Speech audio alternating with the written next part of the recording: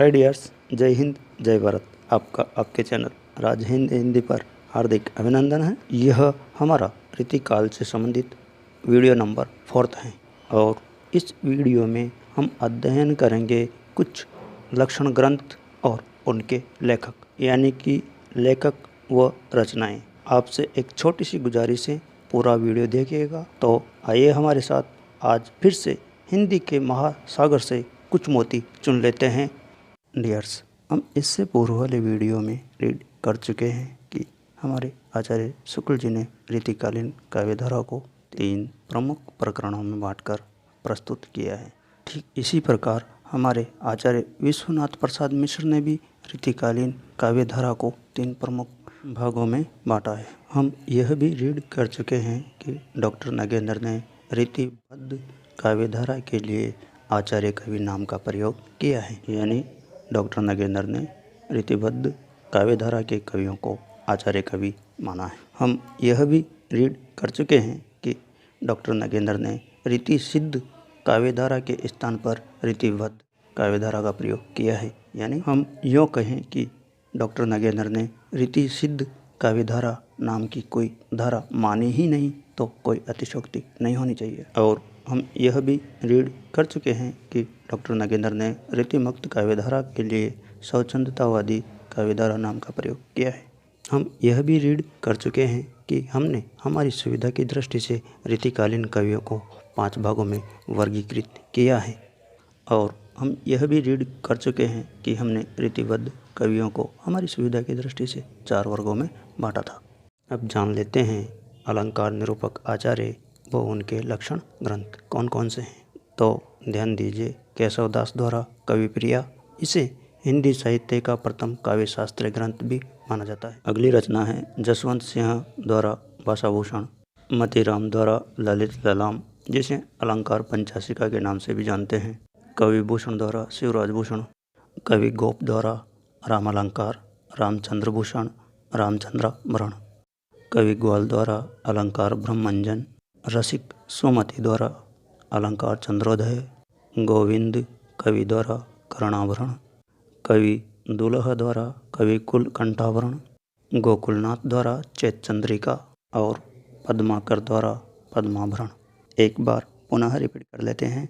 अलंकार निरूपक आचार्य व उनके लक्षण ग्रंथ। केशवदास द्वारा कविप्रिया, जसवंत सिंह द्वारा भाषाभूषण, मतीराम द्वारा ललित ललाम, भूषण द्वारा शिवराज भूषण, कवि गोप द्वारा रामालंकार, रामचंद्र भूषण, रामचंद्राभरण, कवि ग्वाल द्वारा अलंकार ब्रह्मंजन, रसिक सुमति द्वारा अलंकार चंद्रोदय, गोविंद कवि द्वारा कर्णाभरण, दुलह द्वारा कवि कुलकंठाभरण, गोकुलनाथ द्वारा चैत चंद्रिका, पद्माकर द्वारा पद्माभरण। अब तीसरी या चौथी बार आपको याद करना है, लिखकर याद कीजिए या किसी भी तरह से। हमारा अगला बिंदु है रस निरूपक आचार्य व उनके लक्षण ग्रंथ कौन कौन से हैं। तो देखिएगा, केशवदास द्वारा रसिक प्रिया, चिंतामणि द्वारा श्रृंगार मंजरी व रस मंजरी, तोष द्वारा सुधानिधि, मतीराम द्वारा रसराज, याद होनी चाहिए मतीराम द्वारा रसराज। अगली रचना हमें याद होनी चाहिए, कुम्हार मणि भट्ट द्वारा रसिक रसाल, यह सर्वांग निरूपक हैं। अगली रचना पद्माकर द्वारा जगत विनोद, रसलीन द्वारा रसबोध, भिखारी दास द्वारा रस सारांश व श्रृंगार निर्णय, रसिक गोविंद द्वारा रसिक गोविंदानंदन, बेनी परवीन द्वारा नवरस तरंग, ग्वाल द्वारा रसिकानंद या रसरंग व आचार्य देव द्वारा भावविलास, भवानी विलास तथा काव्य रसायन, इसी का अन्य नाम है शब्द रसायन।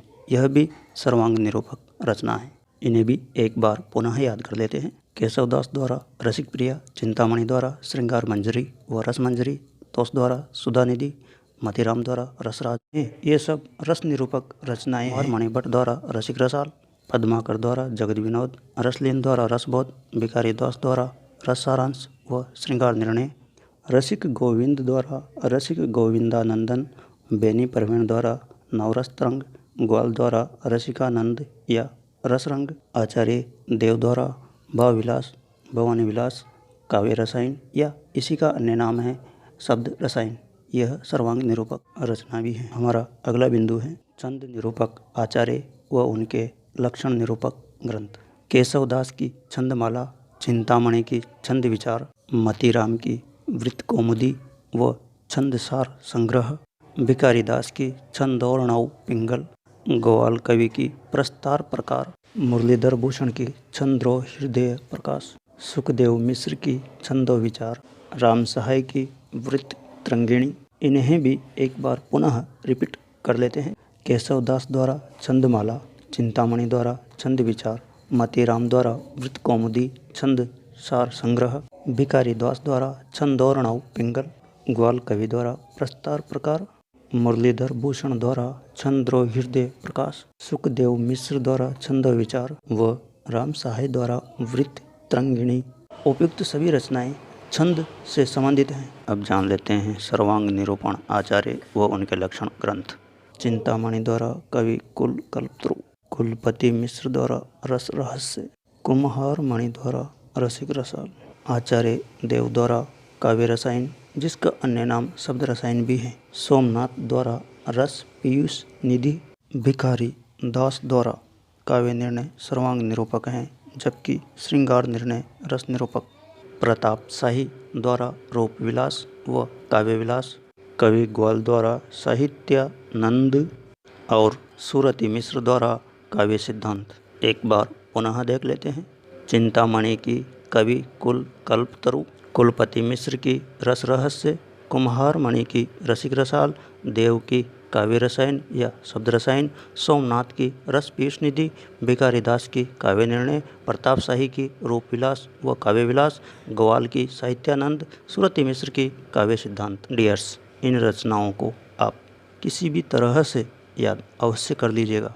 आगे देख लेते हैं रीतिकालीन राम काव्य धारा से संबंधित कुछ रचनाएं। गुरु गोविंद ने गोविंद रामायण की रचना की, जानकी रसिक शरण ने अवध सागर की रचना की, भगवंत राय खींची ने हनुमंत पच्चीसी की रचना की, सरजू राम पंडित ने जैमिनी पुराण भाषा की रचना की और राम काव्य धारा से संबंधित हमारी अंतिम रचना मान लीजिएगा मधुसूदन जी ने राम आशुमेध प्रबंध काव्य की रचना की, यानी मधुसूदन जी ने रामाशुमेध प्रबंध काव्य की रचना। आगे रीतिकाल के निर्गुण भक्त कवियों के विषय में थोड़ा सा विवरण जान लेते हैं। तो ध्यान दीजिए, यारी साहब का वास्तविक नाम यार मोहम्मद था। अगला बिंदु देखिए, दरिया साहब को दादू का अवतार माना जाता है मगर कुछ लोग इन्हें राम सनेही पंथ का प्रवर्तक भी मानते हैं और इनका संबंध मारवाड़ से है। अगला बिंदु देखिए, दादू दयाल के शिष्य जगजीवन दास ने सत्य नामी संप्रदाय का प्रवर्तन किया। अगला बिंदु देखिए, चरणदासी संप्रदाय के प्रवर्तक चरणदास हैं। चरणदास के शिष्यों की संख्या 52 मानी जाती है। अगला बिंदु देखिए, पेशवा बाजीराव के बड़े भाई तुलसी साहब स्वयं को तुलसी का अवतार मानते थे। इन्होंने साहब पंथ की स्थापना की। साहब पंथ की प्रधान पीठ हाथरस यूपी में है। अगला बिंदु देखिए, स्वामी शिवदयाल ने राधा स्वामी संप्रदाय का प्रवर्तन किया और यह भी ध्यान रखिए राधा स्वामी संप्रदाय का प्रमुख स्थान दयाल बाग आगरा है। अंत में एक बिंदु और जान लीजिए, खालसा पंथ के संस्थापक गुरु गोविंद सिंह थे और ध्यान रखिए गोविंद रामायण व चंडी चरित्र के लेखक गुरु गोविंद सिंह माने जाते हैं। डियर्स, अब रिवीजन कर लेते हैं, यानी कि कुछ क्वेश्चन और आंसर ले लेते हैं। तो क्वेश्चन नंबर 1, अलंकार निरूपक लक्षण ग्रंथ नहीं है ऑप्शन।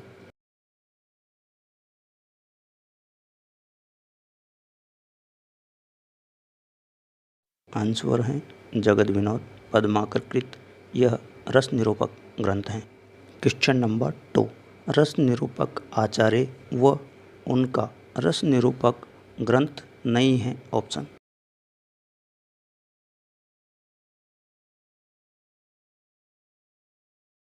आंसर होगा मतीराम द्वारा ललित ललाम, यह अलंकार निरूपक ग्रंथ हैं।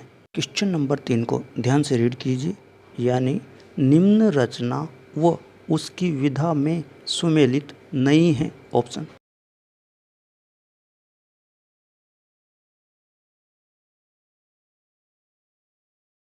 आंसर होगा वृत्तत्रयिणी राम सहाय कृत। यह सर्वांग निरूपक ग्रंथ नहीं है बल्कि छंद निरूपक ग्रंथ है। क्वेश्चन नंबर 4, निम्न में से सर्वांग निरूपण ग्रंथ कौन सा नहीं है?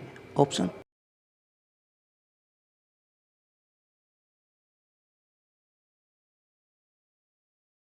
आंसर होगा कवि कुलकंठाभरण। यह दूल्हा द्वारा रचित अलंकार निरूपक ग्रंथ है, न कि सर्वांग निरूपक।